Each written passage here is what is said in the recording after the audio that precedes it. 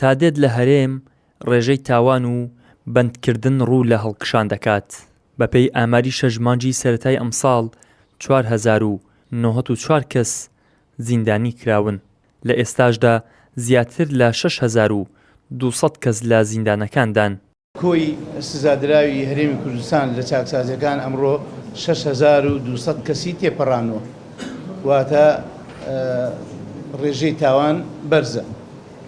لەوانە 1950 بە مادەی هۆشبەر سزادراون و 539 کەسیان ئەوانە بە سزای ئیعدام سزادراون. کۆی ئەو سزادراوانی کە داخلی چاکسازەکان بوون بۆ ئەم 6 مانگی ڕابردوو 4094 کەسە. سزادراوی مخدرات لە 2023 مانگی 12 1168 کەس بووە، بەڵام ئێستا گەیشتوتە 1958 کەس و لە پلەی تاوانە ژمارەیەکی گرتووە لەناو چاکسازەکان لەداخەوە.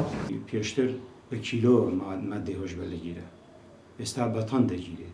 مامۆستایەکی زانکۆ دەڵێت دەبێت حکوومەت و دامەزراوەکان بە ئەرکی خۆیان هەڵبستن بە دابینکردنی هەلیکار و ڕەخساندنی دەرفەتی هاوسەرگیری و ڕێگری لە تەشەنەکردنی مادە هۆشبەرەکان، ئەمەش وەک ڕێگریەک بۆ کەمکردنەوەی تاوان.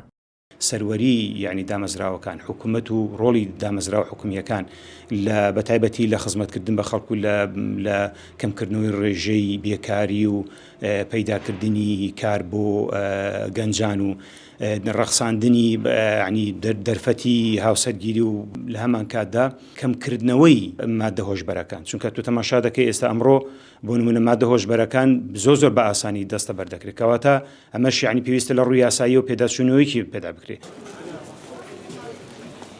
6 مانگی دووەمی ساڵی 2023 1168 کەس بەهۆی مادەی هۆشبەرەوە دەستگیر کراون.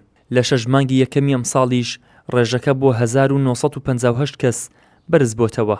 لە هەر وڵاتێکی دامەزراوەیدا کاتێک ڕێژەی تاوانکاری بەرز دەبێتەوە، حکوومەت و دام و دەستگا تایبەتەکان لە هۆکارەکان دەکۆڵنەوە تاوەکو کێشەکە لە ڕەگ و ڕیشەوە چارەسەر بکەن. بەڵام لە هەرێمی کوردستان هەمووان دەزانن گەورەترین سەرچاوەی تاوان و کێشەی کۆمەڵایەتی هەر ئەو قەیرانە دروستکراوەیە کە دەسەڵات خۆی ڕوبەڕووی هاوڵاتیان دەکاتەوە و دەیان لێکەوتەی خراپی لێکەوتۆتەوە. ئیدریس محەممەد، کەناڵی ئاسمانی پەیام، هەولێر.